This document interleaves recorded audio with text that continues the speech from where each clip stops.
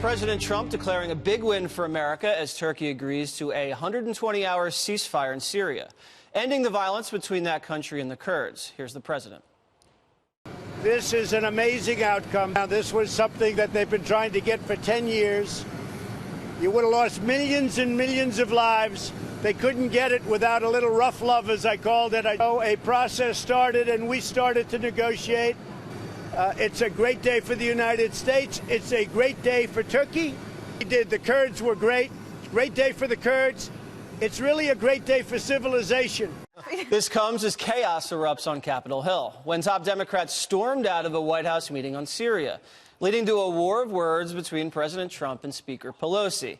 They're accusing each other of having a meltdown. Why are our troops going to Saudi Arabia if you promised to bring them home? He said, well, the Saudi Arabians are paying for it.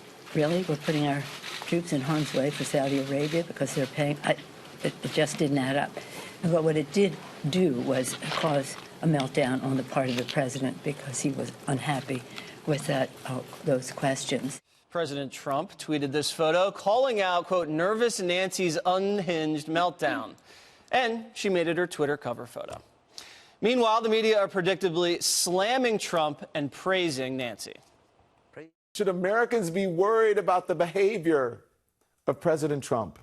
I mean, look at that photo of one woman standing up and, giving it to the president of the United States at a table with all men. A president who has surrendered again to Putin, who has surrendered again to Syria, who has surrendered again to Iran. And I just want you to look at the people on the president's side of the table, the generals, the congressmen, the leaders, bowing their heads in shame. All right, let's now take it to our chief meltdown correspondent, Greg Gutfeld. What say you, Greg? I love how, was that Joe Scarborough? Yes. Now, remember, this is a guy whose sole employment skill is reading people's minds. He knows what they're thinking. Now he can read body language. One thing that I'm tired of is the word meltdown. This phrase came from media blogs. Whenever they see somebody who gets mad or has a strong point of view, they go, that person melted down. It's so overused. I doubt anybody melted down in that meeting. Trump didn't, Nancy didn't, nobody melted down. It's an overused word. Let's ban it. But here's the big point here. So you say you care about the Kurds, you don't want the Kurds to die, but you walk out of a meeting because Donald Trump was rude to you. So A, you really didn't care about the Kurds if, like, an insult made you leave, or B, you'd been exaggerating the consequences of this entire story ever since. Case in point.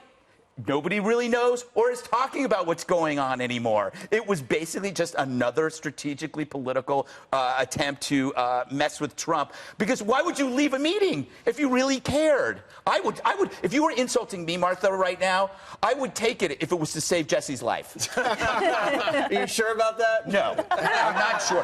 One, I would do, but not mine, not yours.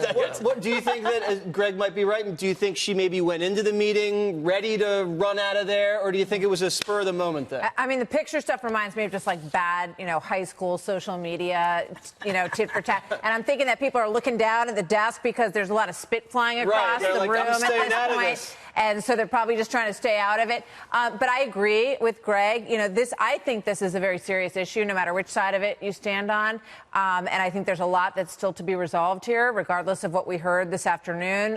Whether or not the Kurds are going to accept this ceasefire is another issue. And I think that people look at what happened in that room yesterday and they say, seriously? Yeah. You people cannot sit down and have a discussion about this. On the other hand, how are you supposed to do that, given the environment?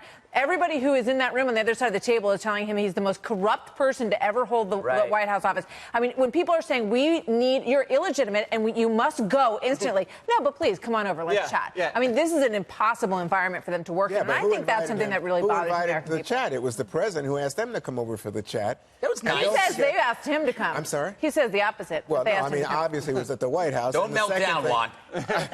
With climate change, anything's possible. But the second point I would make is that there were so many Republicans. This is not Democrats versus Republicans where you say, oh, it's just the Democrats, they don't like Trump. No. It was 129 Republicans who voted to condemn Trump's decision to pull the troops in Syria. So here's the situation, though. What really angered him was when Nancy Pelosi said, Mr. President, I have to inform you that the majority of the House of Representatives is condemning your decision on Syria, including 129. And then that's when he started calling her a third-rate politician. So here's, third grade. Now, here's the thing. I don't usually give any advice to Donald Trump because he doesn't want to hear my words anyway. Okay. You wrote an entire book on him. Yeah, but that was about racism. But I will give him this political advice, Gregory. Yes. I think it's a mistake, and it's a proven mistake, to think that Nancy Pelosi is any third-rate politician. Nancy Pelosi, go back, ask John Boehner, ask Paul Ryan about accomplishments being Speaker. And, you know, at this table, we thought, oh, she's not going to get reelected as Speaker. She's the has-been. She's a historic figure at this point. Shouldn't she stay if she wants to save the Kurds? To walk out of a meeting over a name-calling when the Kurds are dying? She's trying to get something done. All he's doing is calling it. Look, this is a guy who is erratic here, Greg. Okay. Who's melting down, to use your phrase? Did you see the letter he wrote to the Turkish president? A beautiful letter. Oh, yeah. You be a fool. You're a damn fool, Mr. President. It was like a tweet. It was like a tweet on official stationery. It was a tweet on White House stationery. Martha said? Yes. It was a tweet on White House stationery. By the way, it worked. So what's it worked. Emily, so what do you think about the fact that Nancy was the one that left, but all of her other Democratic colleagues, they stayed? That's not true. Yes, it is. Schumer walked out. It was Schumer and Nancy left, and everybody else stayed. Yes, it speaks volumes Schumer about... was carrying her jacket. He said, they insulted Nancy, so we left. Yeah. It speaks volumes about their priorities. And this is a perfect illustration that, contrary to what the Democrats are saying, the Democratic candidates specifically, that no, you cannot walk and chew gum at the same time. No, you cannot target Trump and legislate at the same time. Because in a meeting like this, where it's the highest stakes ever, right, lives being lost, you still can't get it together enough to legislate, which is what we are paying for. We are paying Pelosi and Schumer to legislate and to, in that moment, to help come to a consensus and agree to save lives. Second point. Yeah.